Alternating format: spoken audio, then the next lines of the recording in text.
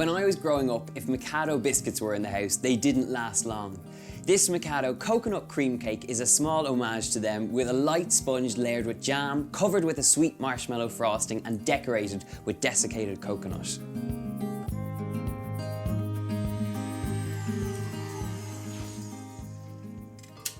To start off this Mikado cake, what I've done is whisk together sugar and eggs until they've become really frothy. And it's the air that we add in here which is going to add a really light sponge mixture. So I'm going to take it off at this point. And using a sieve, I'm going to sieve in some baking powder and some plain flour. And what I need to do here is make sure that everything's really light and airy so that we get this wonderful light sponge when it comes out of the oven. Now, if you were to add this flour in without sieving, what you'd end up is with a lot of lumps. So use the sieve and then fold through with a spatula until the flour is completely incorporated. And you really want to make sure not to overwork this mixture. The whole idea is that we get left with a really light and airy sponge. This will bake at 180 degrees for 20 minutes until it's risen and it's light and golden. So this is pretty much ready to go. So just pour it right on out, the whole thing into one baking tin, and just scoop it right out. And you can see how frothy and bubbly this mixture is. It's going to create a fantastic rise, and we're going to end up with a very light and airy sponge. And this goes into an oven on the middle rack to cook for about 20 minutes until it's risen up and golden on top. And then we're going to take it out and split it and fill it and make it beautiful.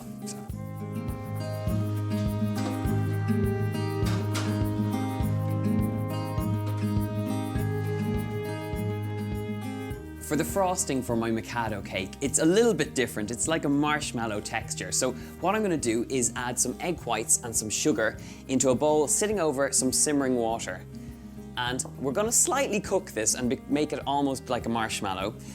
To create that little marshmallow texture, I've got some cream of tartar, which I'm just adding in here. And it's just about a teaspoon. So that goes in, and then a teaspoon of vanilla extract.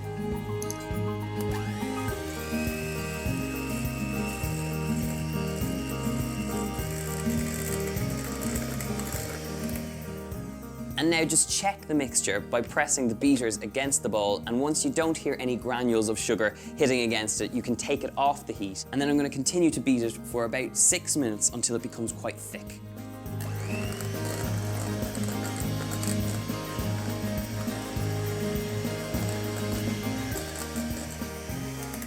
Okay, now as you can see, this is transformed from something a little bit more liquid to something very marshmallowy and thick and glossy. And this is exactly what we need to top our Mikado cake. And this is pretty much good to go. So all I'm going to do is tap these out and just make sure that I get the last bits of those. So I have a cake which has been cooked and I've split it and it's cooled on our cooling rack. So place it on top. What I'm going to do now is just spoon on a little bit of jam.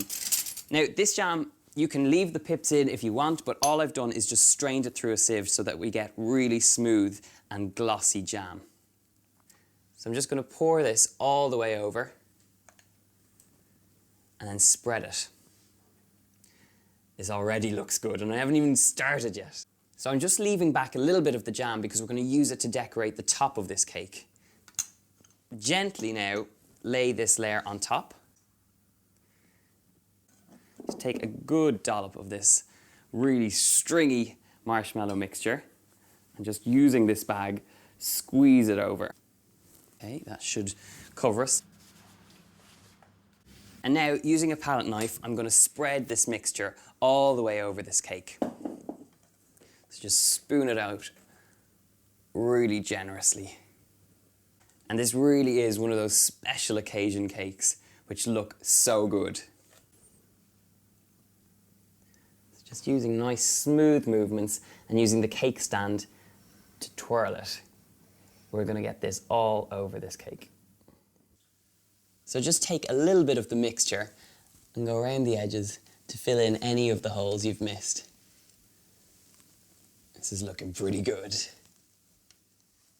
The rest of our marshmallow filling is in here, so I'm just going to take little blobs of this mixture and pipe it the whole way around the sides here. So it's just a motion of squeezing and then pulling up, and you get left with these lovely little peaks, which look fantastic. And now to finish this off, just using some desiccated coconut, I'm going to fling it at the sides, just so that it sticks and you get a really nice decoration all the way around. It does make a bit of a mess, but we'll be able to clean that up afterwards. So now, just using your finger, just remove all that desiccated coconut that didn't stick. I've made a little dip in the frosting, which I'm just going to spoon a very thin layer on the top, just for a bit of colour and for decoration. So just gently spoon it on so that it stays in a nice circular shape. And it's that really blood red over against that really glossy white, which just looks really impressive and a beautiful finish for a cake like this. And now the final touch to this classic Mikado cake is a sprinkling of desiccated coconut just around the edge of that jam. And just place it in a nice little circle around the centre. And there you have it, the Mikado cake, a perfect dedication to my favourite childhood biscuit.